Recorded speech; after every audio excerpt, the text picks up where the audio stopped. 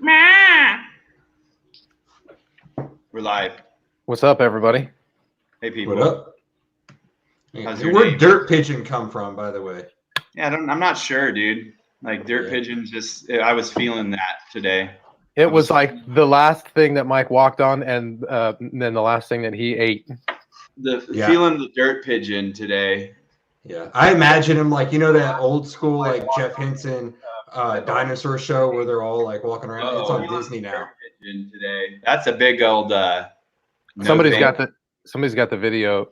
I mean, the YouTube. The video up. It had to have been. I There think it it is. You got it. But yeah, Mike just steps outside on a bird in the morning or a small mammal, and that's what he's eating for breakfast. So that's what he had. Dirt Pigeon. Speaking of dirt, you know what we should get for the boxing match is Dirty Juice, because dude, Dirty would be in it. He would be scrappy. He'd mess someone up. He would with his he's got jujitsu and his kung fu. The last time I hung out with him, we hung out a few weeks back. He had a black eye, and I was like, dude, man, no means no. You gotta remember that. He's getting he was like he was just from training. He's like, yeah, there's this chick in my gym. She's I was gonna say, was it a girl? Dude, I was talking. Remember Grindstone? But she's in the MMA circuit. Yeah, he has chicks at his gym that were on like the Ultimate Fighter and she's got UFC girls. Yeah, and so he spars with them. I wouldn't mess with him. I got when I still had the day job. It was when Ronda Rousey was real big, and I was arguing with everyone. All the guys in the shop were like, "I could take her. I could take." I was like, "No, you fucking could not." Mm-hmm. I was like, she would take you down and break your arm. Like that's like world class judo. And then she would, and especially if there's no ref over there, you'd probably be dead. Yeah, exactly. So, what are we talking about today? You remember, dude? The Grindstone lists for GSA. Oh yeah. Homeboy used to sell those lists. So I was talking to him the last couple of days, like just been chatting with him and just saying what's up, catching up with dude.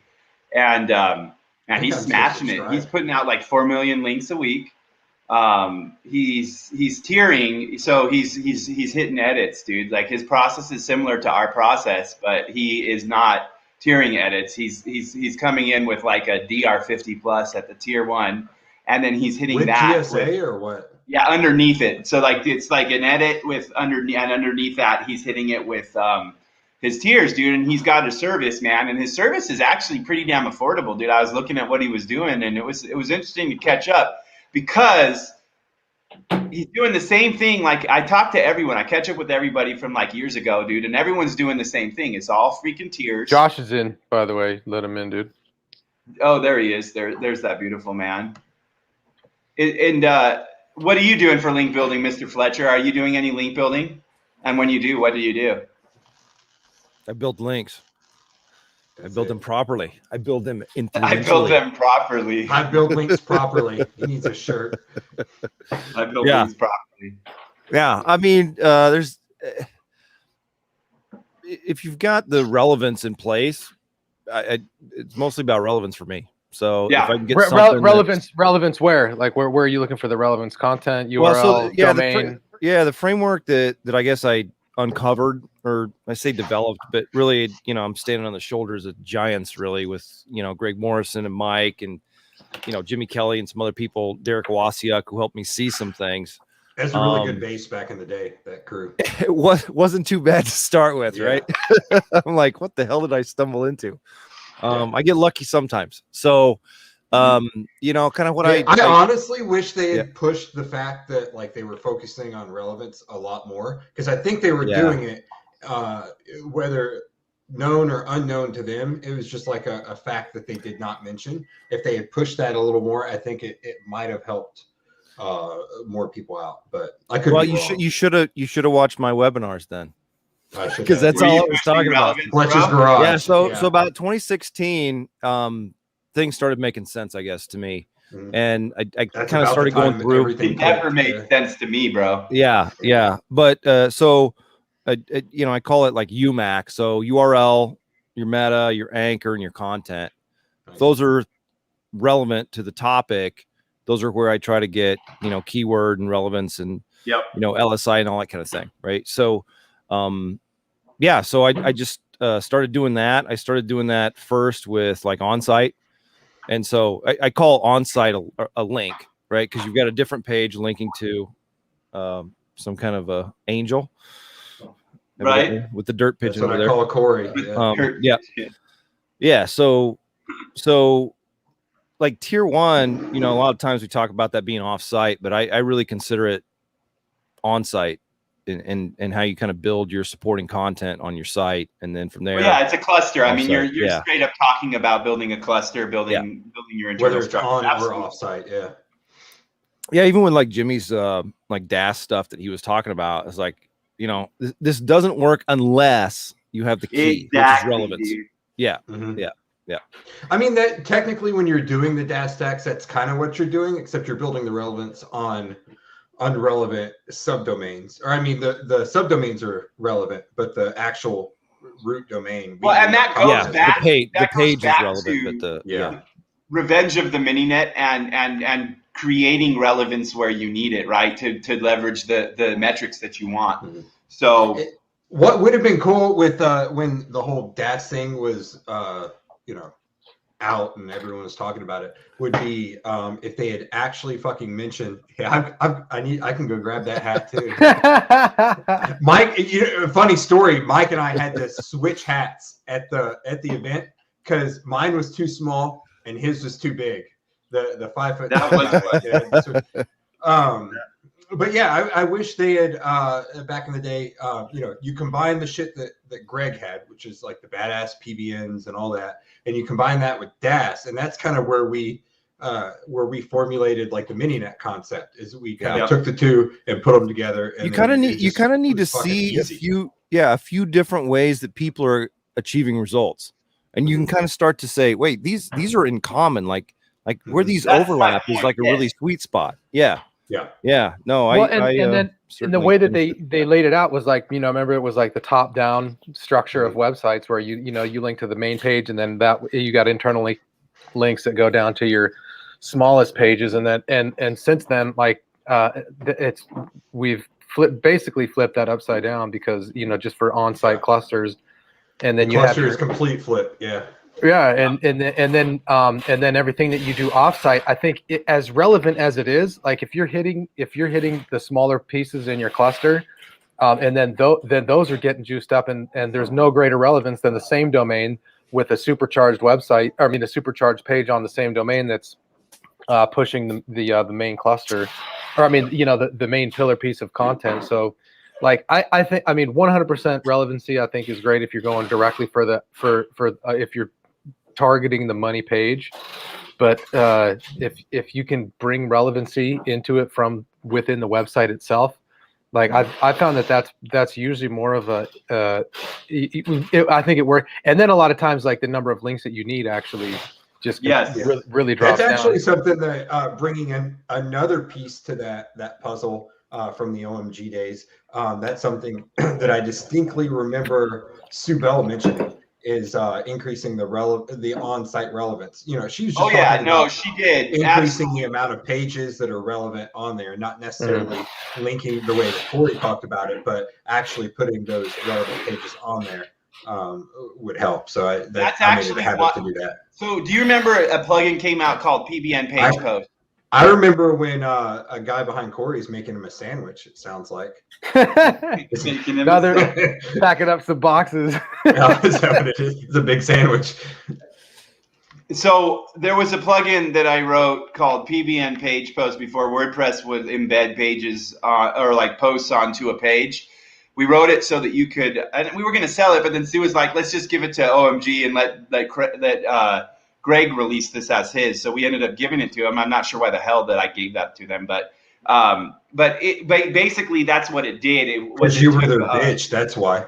Yeah, right. And so it categorized posts and embedded them into a page for that category, so that you could instantly have a mashup page that is relevant to that category. And that's where that kind of started kicking into play for me, was that yes, we can build links all day long. We can do this. We can push things with links. But when you control the content and the internal structure, it's much different. So a major local guy came to me like a week and a half ago, said, let's do this. It's basically reputation management. It's basically crafting results for people.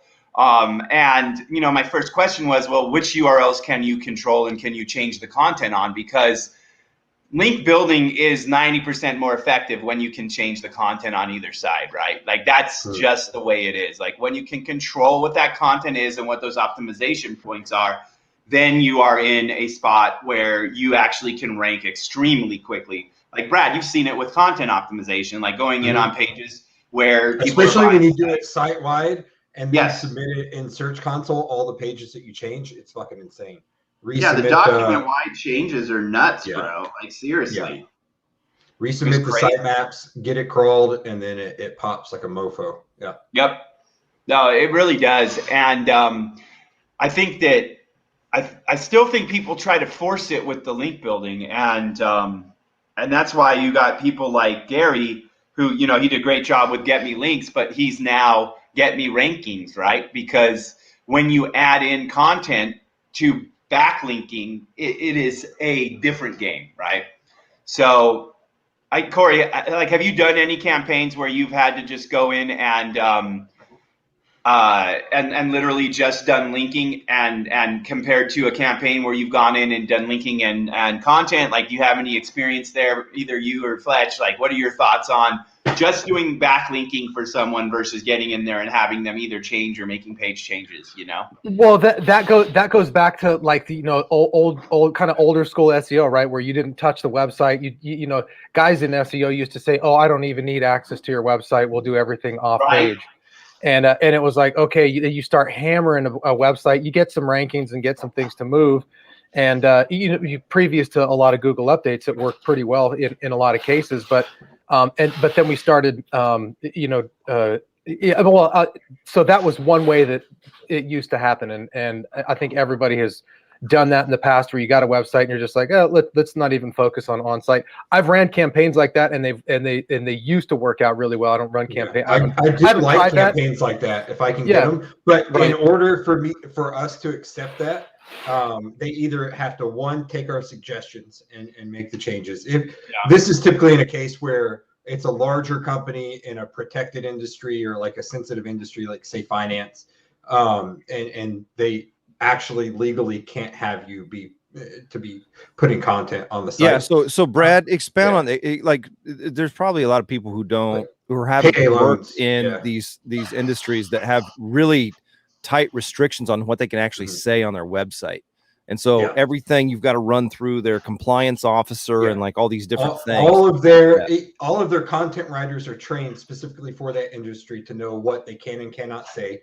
And even after that, everything has to go through legal and be redlined. So there's no way in hell I want to even try and provide content for that type of industry. Exactly. But the only way I'm going to accept that type of contract is if they have everything else in place and they're willing to listen to suggestions.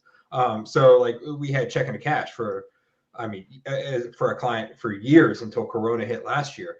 And like they're running TV, radio commercials, everything. They've got all this traffic, all these fucking GMBs. All we had to do was link to them. So we're like, okay, we'll pick these locations, or this amount of locations every month, and we're going to hit those.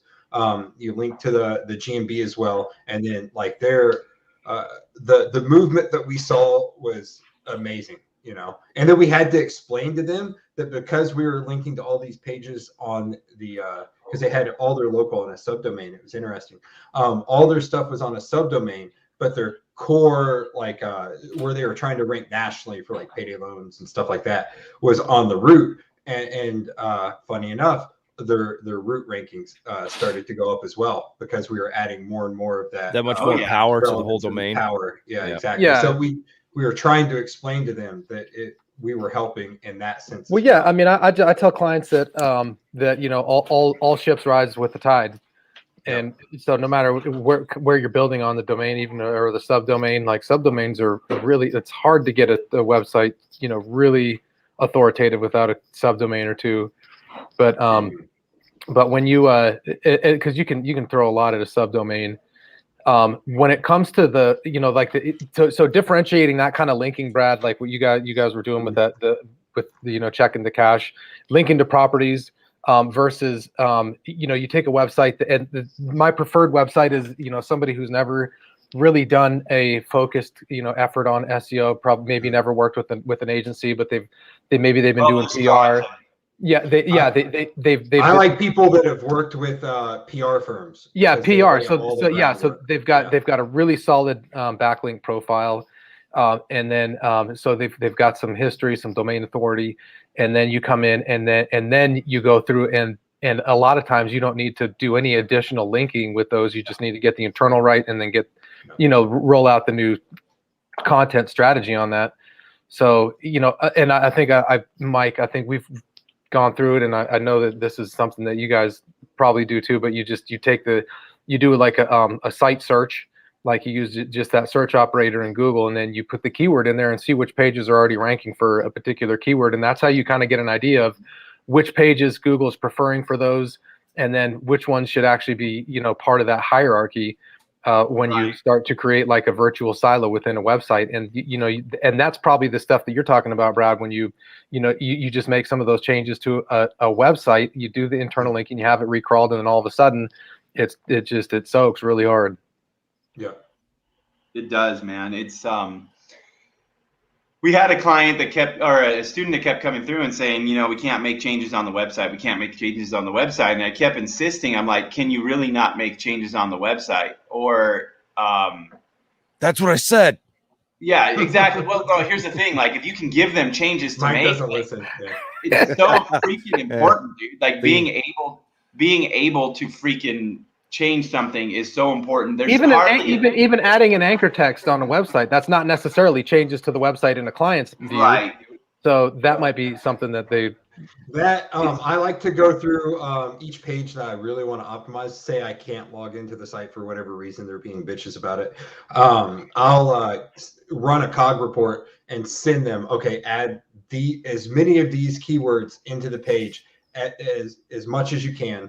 Yep. And do this to the title and the URL, and then usually that's, plenty. Exactly. Without explaining the internal linking, which would help. But Cognitive and then Pop and Cog, like I always say, are the two go-to tools that I use for SEO, and I kind of run those reports and send it to them. Now, I'm not going to run reports on every freaking page of their site typically, but where I will go through every page of their site if I have access to it, because it's just easier to plug and chug. But yeah, they seem to appreciate it. And it halfway looks like I know what I'm doing when I send them stuff like that. Brad, I think we should run a whole episode called Pop and Cog. Pop and Cog. Yeah, we can do that. About how to use these tools and what to do with it. It's catchy. They're kind of, if you're on the inside, you know what they mean. That kind of thing. I like it. Yeah. Honestly, we can even have Kyle on sometime, probably. He's down here, I think. I think he's in Phoenix. Yeah. That sounds right. Yeah, he's like out in Chandler, Mesa. Kyle, he lives. I think he's in the Phoenix area. Thailand, bro. Oh, he did?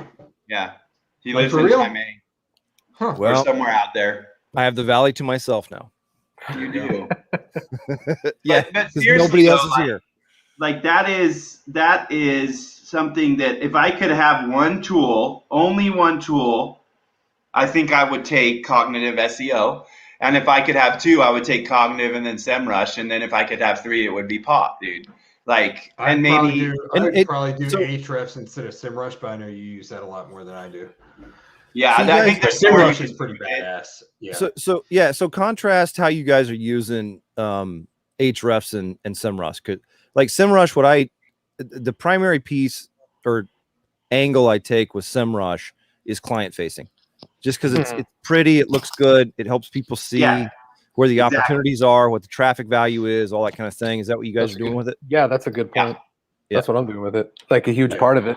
Yeah. But and also like one of the things that I like to do, especially if I'm working like on national campaigns, let's say there's a keyword that was out of really out of my awareness and out of the client's awareness.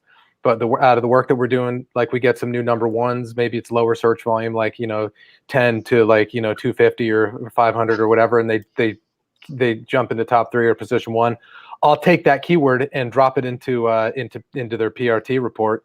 And it adds, because you just blanket that thing with a bunch of number 1s, and that is one of the things that I really appreciate about SEMrush. But then also their keyword tool is like, you can use that, and then together with Cog. Yep. And I've used Pop before, and I thought, man, I really don't think that this is telling me anything that I don't know already. Yeah. Like once you've used Pop a few times, you pretty much don't have to use Pop that much after that point. But yeah. So is Pop? It goes out and crawls like the people who are ranking for the keyword and figures out how to beat the competition. Yeah. Essentially, it gives you content length, URL, title, stuff like that, and they break it down even more because he works. So it's like a research tool. Yeah. Then number. It's an on-page. Yeah, I haven't used it before. Well, you know what? The other one. What was the one that Ted? What's Ted's called? Quora. Yeah. So I liked that one a lot better than Pop. And that's Quora, CORA, correct? Not like correlation. It's a hardcore correlation tool for sure. Yeah. It goes much deeper than Pop, but I also think it requires more knowledge to use. It's such a good tool though. Yeah, it is a great tool. It really is. It's definitely a good tool. Quora, Pop, and Cog. Quora. I would say for me it would be Quora and Cog. Yeah. I think it would be Quora, it'd be SEMrush and Cognitive SEO for me. Yeah, well, that is legit what it is for me. Period. Right now, that's actually all I pay for. Yeah, same here. It's just. Well, that's a whole different matter, Mike. Yeah, that's all I pay for. Yeah, that is all I pay for. So we've got the Core Web Vitals coming up, and Corey, have you been what do you think about these, bro? Well, so I've tried to dig into them and kind of really understand what Google is meaning by that, and I've come to understand that some of it has to do with with your crawl and then your site speed stuff. Then a lot of the stuff that I've seen in there, I haven't really even taken action on it. I haven't seen anything change. I don't think that they've got enough information available to everybody in order to make any changes. What I think they're doing is that they're forcing a new development style onto an end user, because WordPress and different CMSs, they don't give a shit about this stuff, right? If you want to go ask them about what are you going to do about these Core Vitals, Web Vitals, they're going to tell you look, that's not our thing. That's a Google thing. We don't care. It's not our thing, man. Well, they're pushing. Just they want to keep all the content in their index, and then they want people to allow. I think they're smoke screening some stuff, when you've got first input delay and you've got CLS, cumulative layout shifts, things like this. They're literally measuring how the user experience goes, which we all know user experience has been SEO since day one. That's one thing. But it also, when you look at some of the variables that they're storing, they're going to be gaining more knowledge on personalization and whether people are cloaking or not, because with layout shift and with changes in pages, there's a lot that they can detect with the scoring that they're doing. So I think that they might be using this as smokescreen for some other shit that they might be throwing out there, because personally, I think they've been looking at this stuff for a while, and I don't really foresee a huge change, but there always is the possibility that they have thrown something that they're looking at, and these Core Web Vitals, the user experience, is just smokescreen for what they actually are doing. So that's kind of where I'm at. I'm thinking maybe that there's some more in there that they might. Well, I think it's a push to. It's another push for AMP.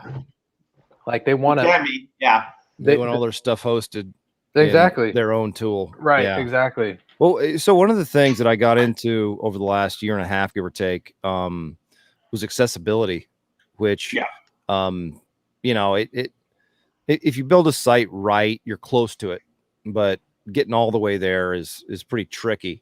And having that pop up in some of those tools it indicates that if nothing else, they're paying attention to it because they can give you a score. So that means it's in their database.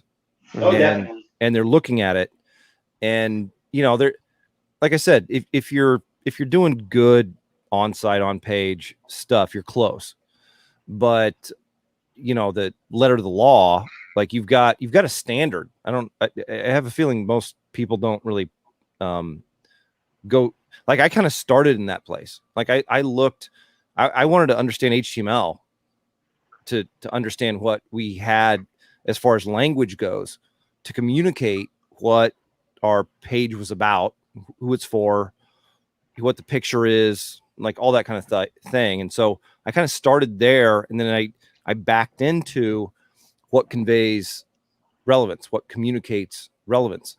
And so I kind of, backed into a place that was at least very close to accessibility. But the other side of that coin, so to speak, is like people are getting sued for their website. Exactly. Yeah. Exactly. And it's and images without alt text, you are getting sued. And I mean, fortunately, there's plugins for most of the CMSs out there that take care of that at least keep the but alt text is something that it needs human eyes on it. Yeah, not describe what's in the image. To do it right. Yeah. To do it right. Yeah. Yeah, but it will. Like I kind of look at it as like almost job security. But the thing is, like some of these plugins, Fletch, they use AI and they actually look at the images and they're able. And I don't know if they're using like Google Vision or something else to figure out what's in the image, and they'll come up with a description. Yeah, they do pretty good. Yeah, you do pretty good. But like I said, like I followed this pretty closely, and there's people still getting sued for PDFs that aren't marked up and don't have. If they got a menu restaurant with a menu, it's PDF, it's not marked up, they wind up with a lawsuit handed to them, and it's it runs people out of business. And there's serial litigants in this. I also it's think kind of that like it this weird goes little both ways. I think there's a lot of snake oil sold as fear mongering for accessibility as well. That's true. I completely agree with that. That's true. Yeah, but I kind of look to the horizon a little bit to understand where I'm going. Right, I get my bearing, right, absolutely. And it's like this is where things are going. Like if you understand this and put yourself there as somebody who can help navigate people that direction, you've really got a more clear objective that you're going to be able it's a huge sale. This update, I think the big thing that it's going to do for SEO is be a big sales point for people. I mean, that's going to be the biggest impact, in my opinion, is the ability to use it as a way to sell to a business owner and to sell a service to a business owner. There's a lot of opportunity and even with like prospecting, like right. you can go pull reports from people who have got served lawsuits.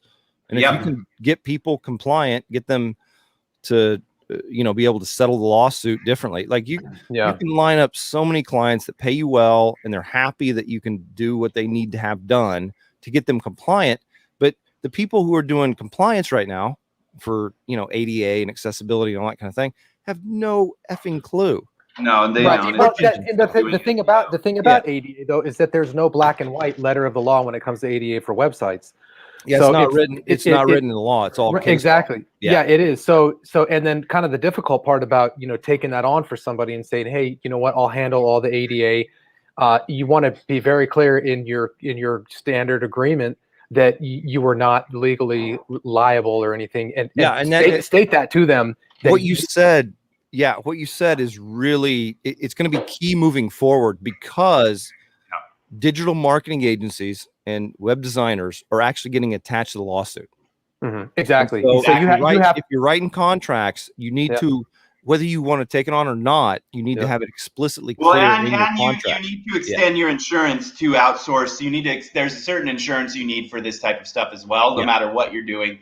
Your policies should be covering you when it comes to these types of lawsuits. Like if you're not with a provider for insurance who's not covering this kind of thing, you need to be looking at a new provider. Is what it comes down to. Well, and the fortunate thing though is that some of these plugins that have been around for longer than others, they assume legal responsibility for this. They've got lawyers that will go to bat on behalf of you or your client, and because they know how to fight it. They know that they've been there before. So in that you can put that, just depending on what plugin or what you're going to use for compliance. Then you can say you all of the legal responsibility is being passed on to like Accessibly or whatever plugin you're ending up using, but just stay completely out of it. Like make no promises. Making a burrito. Well, yeah, but to word that, you just say installation of accessibility plugin, use the plugin name, and then just make sure to exclude yourself from any liability. Absolutely, but you do need an attorney to look at it for you. I mean, I would never recommend someone do it without having legal look at it. For sure. But with the Core Web Vitals, I mean, just in and of itself, it's a marketing opportunity. It's like when, what was it, OMG did mobile get in? Yeah, right. When AMP became mobile first and like indexing and the crawl and all that kind of stuff. Right. Yeah. I mean, those types of opportunities, like I think Marco and I think our plugin was the first one to market actually when it came to AMP. And it was a good opportunity to capture names. You know, we captured a lot of names and could have sold it, but then you have to deal with support.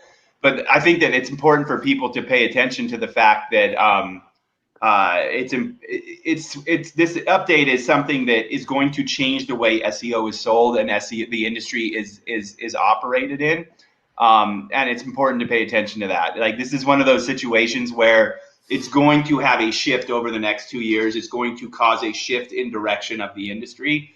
It's also going to cause a shift in direction of web design and development, because Google is now saying these are development standards that you need to abide by when you are building a website that WordPress is not going to rush to catch up with, and other CMSs are not going to rush to catch up with. Basically, it's going to be on the end user to take care of this, and it's important to understand that and to follow what's going on. It's going to be interesting to see what happens when, June, if they haven't pushed it back from June yet again. So, it'll be interesting to see what shifts over the next year and a half, 2 years. Yeah. So, like one of the ways I look at it is like if you like WCAG, which is the Web Content Accessibility Guidelines, right? Like if you start there and you understand SEO, that's a good place to start from, because you're gonna be able to achieve ranking. You're gonna be able to build content that does well, performs well, so to speak, in the algorithm. And then if you're paying attention to these things, you're at least close. One of the kind of weird things that I've seen with this is, so like if you take like 2 or 3 steps back, the people you want to market to are people who want what you do. They already want it. Now all you have to do is help them justify it. Yeah. It makes the sale way easier. So if you can just justify the cost they have to put into this thing they already want.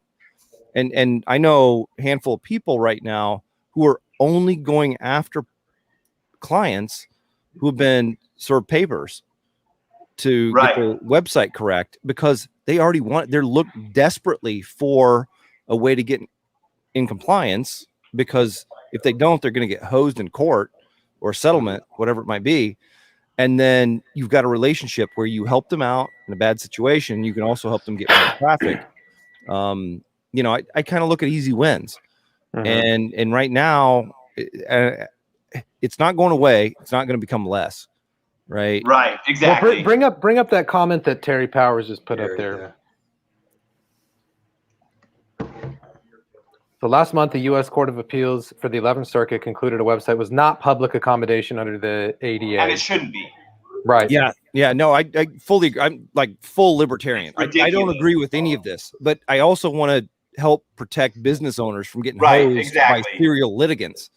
And so, just because they declared this does not mean it's not going to cost business owners money. Let me be very clear about this. That's I have legally used images that I have then been sued for and had to spend, 5 figures to make it go away, even though it was justified. Like, it doesn't mean it's not going to cost people money. Like, there is a valid use here. Exactly. Even in that case, Yeah, but that's a really good point to get brought up. It's like, and these is the 11th Circuit, right? So there's a lot of circuits in the U.S. at district court level. 11. Yeah, there's at least 11, right? I know. I was gonna say something, but I was like, I don't really know. So there's at least 11. Thank you, Brad. Yeah, but it's the thing. It's like, if you can position yourself in a place where people like really do want the solution you offer, it makes the sale easier, and you're going to be able to work together and help each other out.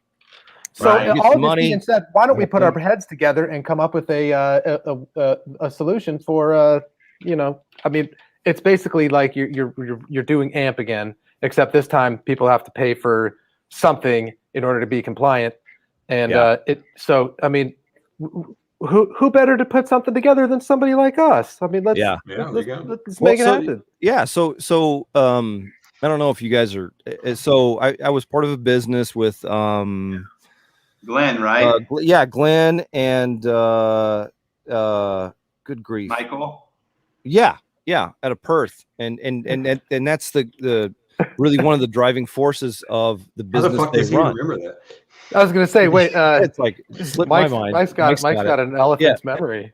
Yeah, and really where they are is they're positioning themselves in a place where they can, get people some support and help them navigate the situation they're already in, right? And so once you get identified as somebody that someone can go after and get some money, the hooks are already in you. Mm-hmm. And you don't have to have all the clients. You just have to have enough clients to make your business and your life and your you don't have to have all the clients. I have to have all the clients. Sorry. He's got turkey legs to buy. I just got a message that we finally got sent some commission. Oh, sweet. $20 in my pocket. Mm-hmm. CPA. You got $1.47 in your. It was 88 non-compliance. I was showing websites how not to comply. Yeah. No, but it's that's not a new thing. The 88 thing is not new. People have been definitely utilizing this. CIC was dealing with it. How much money did they pay Weberus to convert their site? Oh, dude, they spent tons of money to convert. I think they were paying them like $20,000 a month, and then like the company like kept extending. I was like, no, it's a great. Don't get me wrong. Yeah. It is a great gimmick to tactic level aspect for a business for sure. Yeah, they were brought in to do the SEO on the route while we were focusing on the local subdomain. And instead of actually doing SEO, they were just working on the ADA compliance for months, maybe a year or more. And I think they were charging them around $20,000 a month, right around. Yeah, so it was probably a $240,000 campaign where they literally just dragged out ADA compliance. I mean, it definitely is a thing, And all you're doing is looking at on-site, really. You don't have to worry about all that kind of thing. But the thing is, though, to that point, though, it is man hours. Like there are billables attached with that, so it's not. It is for sure. It's not like Weberus is set up. They've got a bunch of staff, and I'm sure they can put eyes on it. They weren't complete. Yeah, because we got asked. We said, why don't you just give us the SEO? Well, they're helping us with the ADA compliance. I was like, say no more. I don't want to fucking touch that. Never mind. I don't want anything to do with it. Exactly. I'm glad people do it. Unless you can throw a plugin at it and call it good. And the thing is, even with a plugin, if you've got a plugin that at least just shows like an ADA icon, that's going to keep the flies away. The people that are out there just looking for. Because they're looking for lowest hanging fruit as far as who they're going to go after. That's not low hanging fruit. The problem is when you already get a lawsuit threatened against you, and then you go and you put the plugin on there. You better make sure that it's tight. It's compliant. Yeah. Well, the dirt attorneys are out there, like the dirt pigeons are out there looking for people that they can victimize. I mean, honestly, like I can't tell you how many times I've had an attorney request that we send money to their office and not to the person that supposedly was wrong. Like there's a lot of Better call Saul. Out there. Better call Saul. Slipping Jimmy, dude. It's interesting, Glenn said the icons are a target now. Yeah. Glenn said that the icons are a target right now, and that is interesting because if you think about it.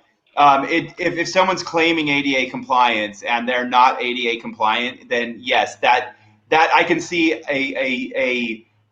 an operation run around it, just like they run it around images, where you have an attorney that's not so up on the up and up, going out and looking for people to target, because that's something that can be scraped and found very easily. Yeah, I was going to say, if it's a plugin, that's a footprint, and footprints are easy to find in mass. And then well, that's kind of where I was like, if I want to play dirty here, I'll just I can go get Scrapebox and just find people that are really susceptible to an issue, and then you've got a list.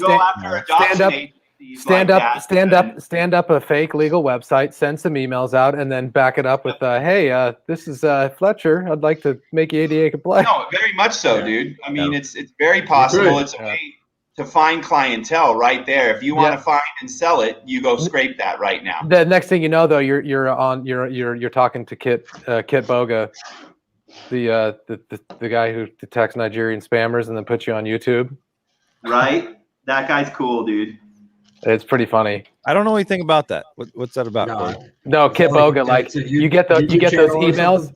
Yeah, it is. It's YouTube shit, but you get those emails that so and so left you $2 million of an inheritance, or even like you get a pop up on your computer. Because I look like I have Nigerian roots. No, but no, he disguises his voice as an old grandma, and he's like, my grandson helped me set up this email at the Google, and the guy that does the scammers on the phone. Yeah, so then he sends him a link. And access the webcam and all that stuff. Dude, it's so amazing. Like, he'll steal their files and shit. Yeah, it's so funny, they send him he gives them access to his computer, but then he goes into theirs and just starts messing with stuff. Yeah, a little come up for those criminals. That's pretty funny. Give two shits about criminals, but I don't like immoral people. So all overlays leave a footprint, and John Mueller has recently said that overlays are not cloaking too. So on a different note, and so like the implications of what has to be in place for these tools and these plugins, these overlays to work, indicates that there are things you can do specifically for search engine optimization that are also fair game, right? And they have to be, if they each are part of the solution, well, then this is definitely part of the solution, right? Yeah. I'm part of the solution. I am the solution. Need a shirt. Instead of Willie here, we can go, I am the solution. Yeah. I'll get a shirt that says I'm the problem. Yeah. I'm my own warranty. Yeah. Oh, before you hopped on, Fletch, is there anyone in the SEO community that you would want to box at an event? Yeah. Anyone that comes to mind? Who is it? Call them out now. Yeah. Because we're going to do it. Yeah. Cotton Grammar. There you go. Oh, really? You think Cotton would box you? Nope.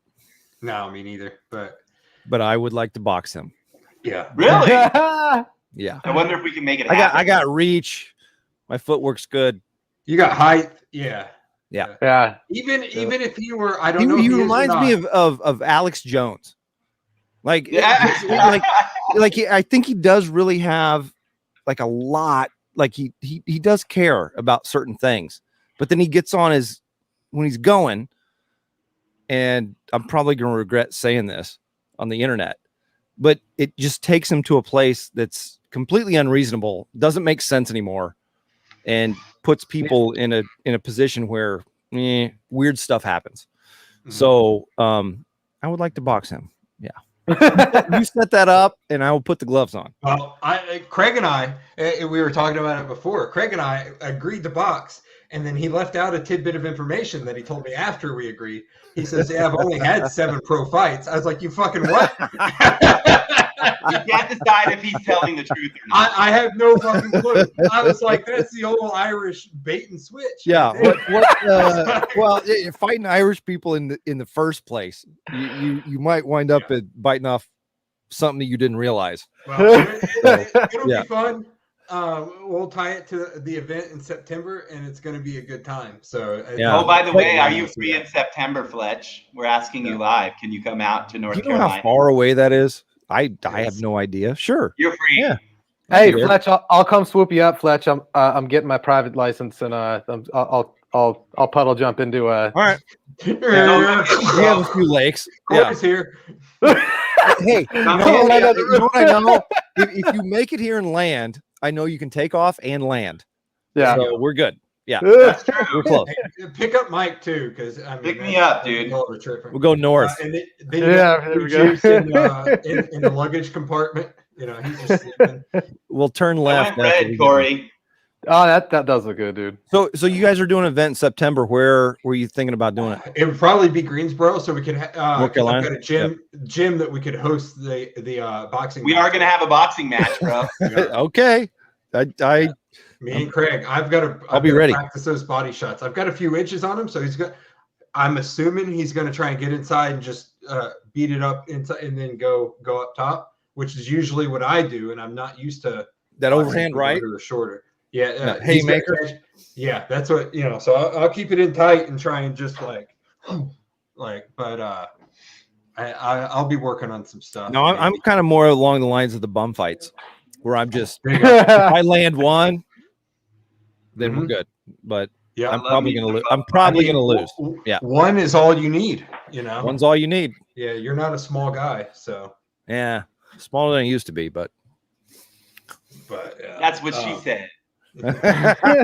Stop talking to my wife. So we're trying to set up a fight for Mike. I mean, Corey's got a few people he would like to. My wife said I'm too pretty to fight. She said I broke my neck and my back. And I'm not allowed to nobody can reach your face, anyways, Mike. So all they would do is hit your I'm lucky to hit your belly button. I'm reffing. What's up, man? What are you like 6'6", Mike? 6'5". 6'5", yeah. And beautiful. Now you used to have been 6'6". No, that's why I always talk was. about those events. It's like, Linda walked I'm the past, tallest dude. guy here, and then effing Mike shows up. I'm like, I know, right? You asshole. Yeah. Dude. Like Glenn said it, and that's kind of what we were kind of talking about. And I was hinting at was that with the Core Web Vitals coming up, like back when it literally you've used this multiple times to make money is like when there is a change coming and it's coming and Google starts talking about 301s instead of 302s for a secure website with or actually back when it was www versus non-www and there was no way to tell Google, that was a very easy way to give like value to someone on the street and do a cold email campaign, fix something for them that literally can build traffic overnight if they've done any sort of marketing and they have a problem. Yeah. And it's an easy way to build rapport. And so these types of things, I mean, Lighthouse ain't hard to run. Like different things are not hard to run for people. I don't mind talking about that because it's going to happen. You're going to see people doing this. Like this is going to happen. And there's more than enough small business out there for people that do small business marketing to go out and find small businesses and do that with. Right. So what aspect though of Core Web Vitals do you think is going to be there's always, let's say the 80-20 rule, like what do you think that they're essentially going to be looking at that is going to have the biggest impact on the way Google processes and then translates into rank? Well, like one of the things that I say I know, but there's a lot of people in SEO that tend to shy away from restaurants and hotels just because, there's only so much we can really, it's different, right? They're really looking especially for paid ads and things like that. Yeah. But getting this right, like, they're square in the crosshairs. And so what it helps you do is build a relationship with somebody who needs a solution and they kind of know it and they're already getting targeted, at least their industry. Well, right now is a great time for hotel too and travel because like a lot of the tourism boards are trying to do dry dock cruising where they're trying to recover at vacation dollars that people are not spending to go on cruises right now. So this type of thing coupled with that knowledge is a business plan right there to go out and take these types of things. Just stick within those boundaries and just you can go get clients all day long and get a solution that's viable. And then you can build a whole business model around that. And if the Miami Board of Tourism will talk to me, they'll talk to anybody. Yeah. Seriously. Even Brad.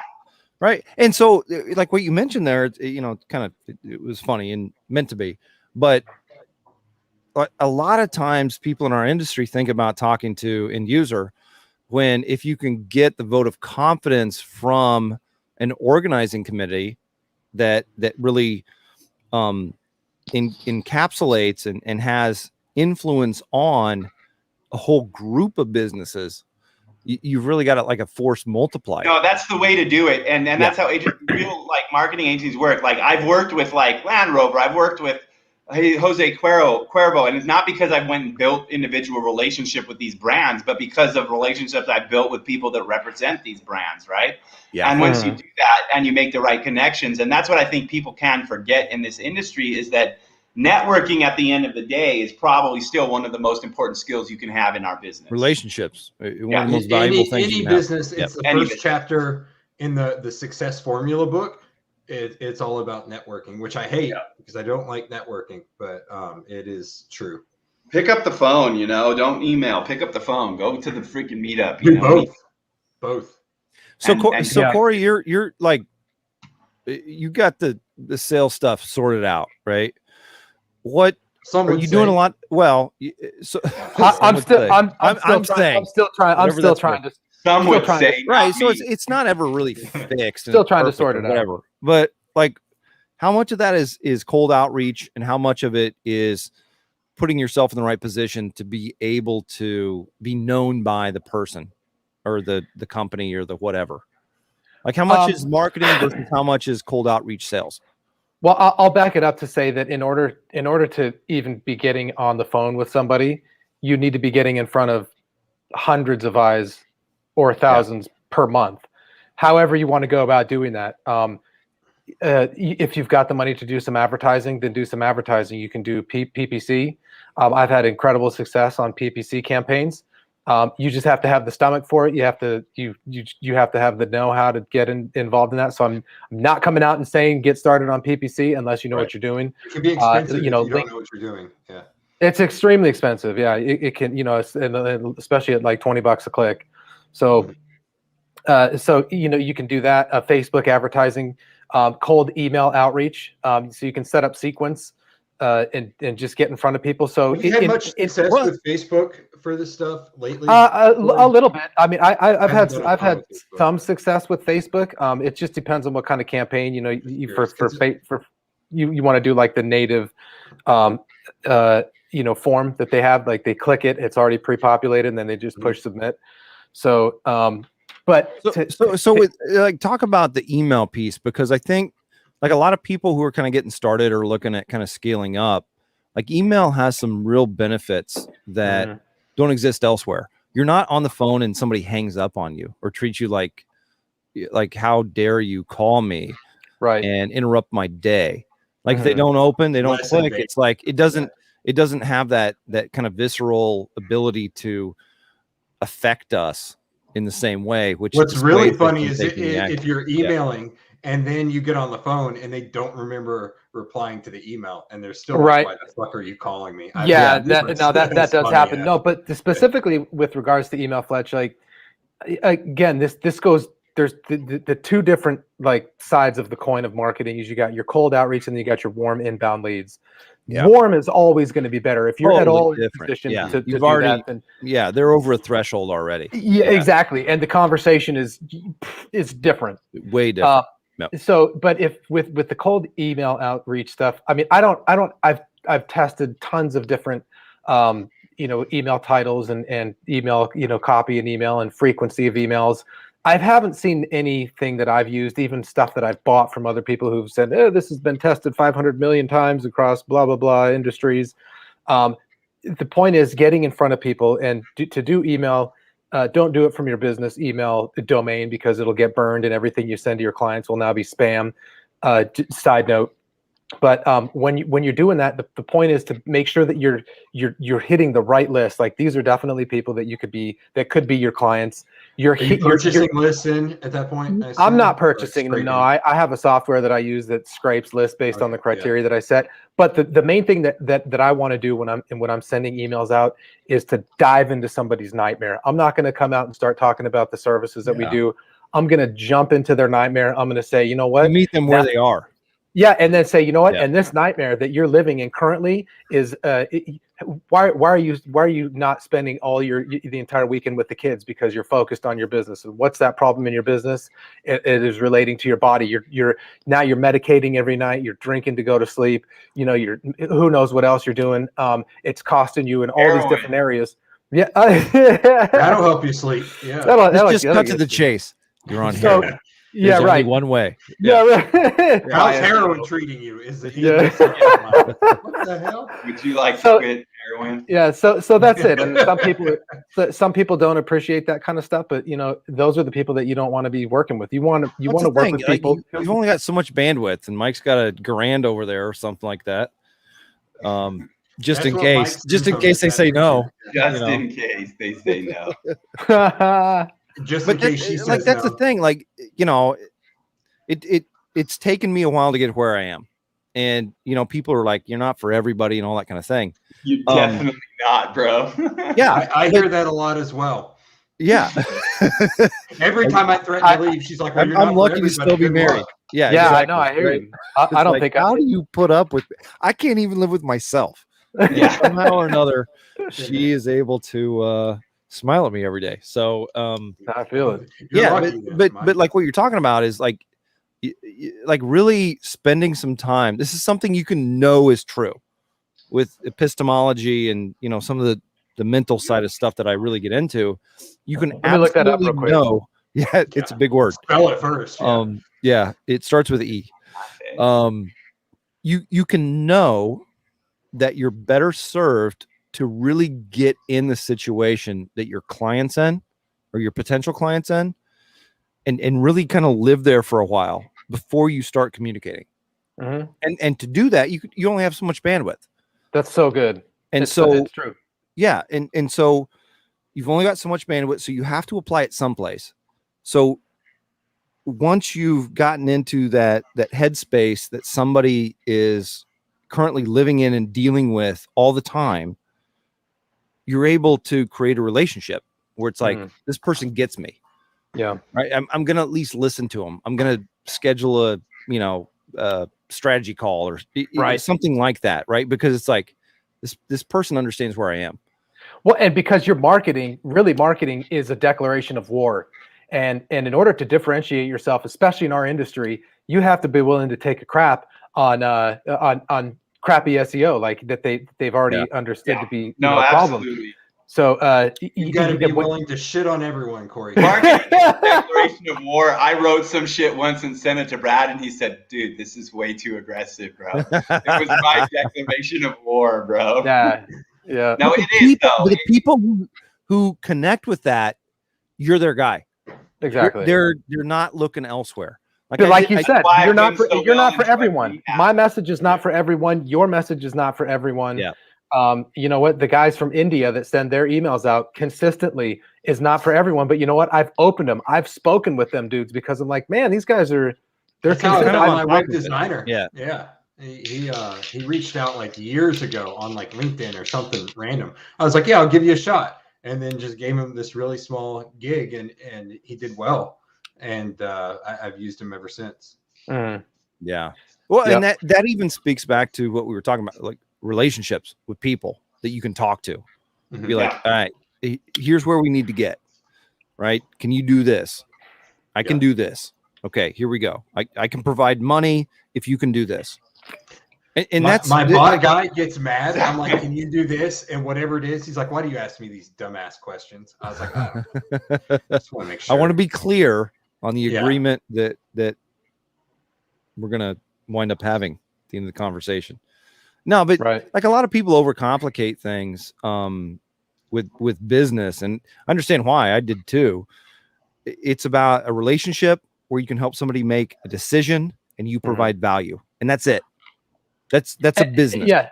And to get there, Fletch, like I think it goes back to your big word epistemology, or just being an anthropologist studying people, and you get into that same energy of the person that you want to attract, which is somebody who knows that there's business out there. They're willing to pay in order to bring that business in. They're willing to invest. They're willing to plant some seeds.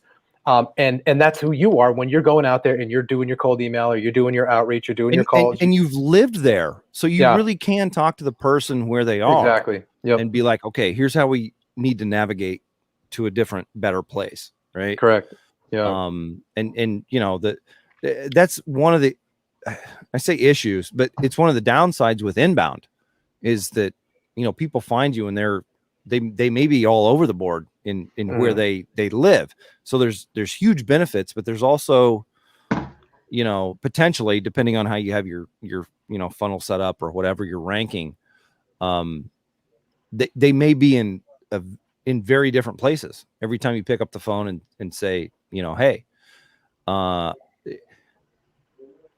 it's like with what you're doing, Corey, the amount of outreach versus inbound, very different things. Can't really be compared, but compare them. So if you have to talk to like 100 people versus 100 people landing on your website that are already looking for a solution, right? This is one of the things that kind of I'll say drives me crazy, because I was already there. Like, people are talking about conversion and they're like trying to increase their conversion percentage. It's like, no, it converts or it doesn't, you know. And this was extracted directly from things that David Mills said and Mike Long have, you know, talked about. It's like, no, if this works for a certain number of people, then get it in front of those people and as many more as you can. Right. And those are your people.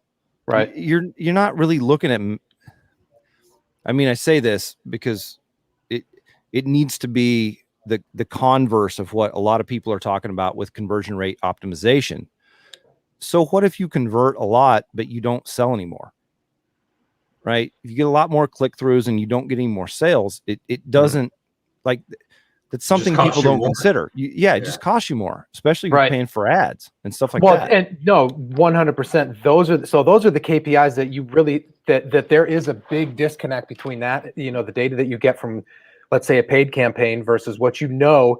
And you can say, okay, I know this lead came in this day along with all these other leads, and they came from this state on this day. And then on this day of the week. And so you can back into your campaigns. Maybe your lead flow is the exact same every day of the week. But if you start looking at the deals that you've closed, you know that there is going to be some very specific points of data that you're going to be able to optimize from. So, you know, getting very crystal clear on the persona that you're trying to target. Clarity is like, don't ever let go of clarity. No, but you have to look. You just have to be willing to back into the numbers and look at it and get it into a spreadsheet or however you're tracking that stuff, and pay attention. Like, where did this client come from? What channel? You know, what channel did they come through? What day of the week did they come in? What time of the day? What state are they from? And then you can start looking at some of these correlations that are going to tell you that, like, my audience, it turns out, is not in New York. It's nowhere on the East Coast except for Florida. And then then you look at that through all the states where you're converting or where you're actually getting clients. Like, you might have leads from all over the place, but the ones that are actually converting into clients, then you can start really focusing on. And it's just like you said, when they hit your landing page, you know that you're going to be reaching the right people. The other thing on that, Fletch, is that when I'm doing cold outreach, I'm not redirecting them into a warm funnel, which is a landing page. Yeah. I'm sending an email. I'm not putting a link to my website in there. I'm just hitting them, and then I'm just calling them. There's an email, and then you can either reply or you can call the number that's in the email. I'm not sending. Do you have percentages on your cold outreach? Because there's some stuff that we've got some guys using when it comes to AI and cold outreach, and I'm wondering what your percentages on close are on those, dude. Because I'm actually pretty impressed with some of the numbers I've been hearing. I would like to see that, because I've never been impressed with any of the numbers that I get with it. We've tried it in campaigns. Yeah, I think that cold outreach, to me, if I have any advice on the subject, cold outreach is not something that you should be focused on solely for building your business. When you get the cold outreach down, you get some clients in, take a portion of that and invest it into inbound, and then let that be your new funnel. So, and then if you want cold outreach, get somebody else on the phone, pay them to generate, set appointments or something else like that. Maybe still to keep your chops up, do a few cold outreach calls a day. Yeah. The numbers I'm hearing are like 5%. I don't know if you're anywhere near there, but like, to me, that's impressive on. I mean, 5%. What 5% people are closed. Yeah. So I've never been anywhere near that. Really, I mean, I can't even get like a 5% open rate would be decent, to be honest. So, so who is this? Who are these people you're hearing from, Mike? Because I want to. They're the people that own the software, dude. So yeah. So like even that, like you consider people who own software, the folks who are on the list, or people who subscribe to the service or whatever it might be, they're already a step closer to like, oh, I'm using this. Like, thinking about traffic in terms of a relationship really gets you a long way. It's like, if I want to meet Elon Musk, I'm not going to drive out to California or Texas now and just try to barge into his office. I'm like, okay, like, who's he fond of? Right. And then who is that person fond of? Right. At a certain point, it turns into Mike. And then I'm like, okay, so Mike, can you introduce me to this guy? And then, I try to work that. And you got to really think in scenarios as far as like what you're trying to accomplish and what you're trying to put in place. And it may not be one step. It may be a method that you're using to get closer and close, not really closer as far as closing the distance, but what you're doing is creating a situation where you have a much greater chance of this thing being the result. Yeah. And if you treat a client that way, ranking number one for the thing they're looking for is obviously going to be better than not. Because if they're using Google at all, they're going to be way more apt to find you and want to reach out to you, which is like, if I want to get another touch in the multi-touch process. Yeah. Absolutely. Well, and so like, if I want to get on Rogan's podcast, like, they got a form you can fill out. But I would much rather them call me than me have to fill out the form. Or fill out the form and have something to reference as a third party. Absolutely. Yeah. 100%. Yeah. It's like creating a Wikipedia page, right? You need to do a lot around yourself. This show will probably lead to all four of us getting on Rogan's Wikipedia. Right. Yeah. No, so then we'll be able to meet Mike, Elon Musk. So. There we go. But Mike, I mean, a 5% conversion rate, even on inbound, a 5% conversion rate on generating leads on inbound, I would consider decent. 5 to 15% is good, and then to close, I would need to know more. So like I've never to close, I would assume is actually on open and not on the full list is what I would assume. Okay, gotcha. I can't look at that and say, okay, I think they're gonna cold email and convert 5% of that. Because if it worked like that, I do it all the time. Well, exactly. And that's the thing too, is that's so incrementally affordable to send an email, right? That look at all your numbers, but where you really need to look at numbers as far as directing your business needs to be on the amount of resources you allocate towards certain things. And so if it only costs, $35-$40 to send 10,000 emails to a list, well, that's a rather paltry amount of resources. Paltry. Yeah. I can spell that. It's not epistemology, right? I'm digging into the English dictionary here, but you've got to really consider strategy, and that's alternative use of limited resources. Right. So you might have more money and less time. Like when you're getting to it might be the opposite. Yeah. Yeah. And so think about what you have. If you got a lot of money and no time, use the money to allocate in ways such that your limited time can be spent effectively. Right. Exactly. If you got a lot of time, not a lot of money, you're going to have to approach it differently. Exactly. And one of those two, I don't like. You're going to have to look at your own situation, and that's why it's like Greg Morrison said this. It's like kind of a famous in the little world that we're in response to questions. It depends. It depends, right? It depends. It depends on where you are. SEO response ever, I believe. Yeah. Well, it depends. Depends on where you are. Well, I mean, depends on whether you can buy links. Everything. All marketing is an experiment, and that's the thing. Even when you're talking with clients, hey, do you think we should do this? Is it going to work? Kind of like a transgender governor of a state. It's an experiment. That had to come out today.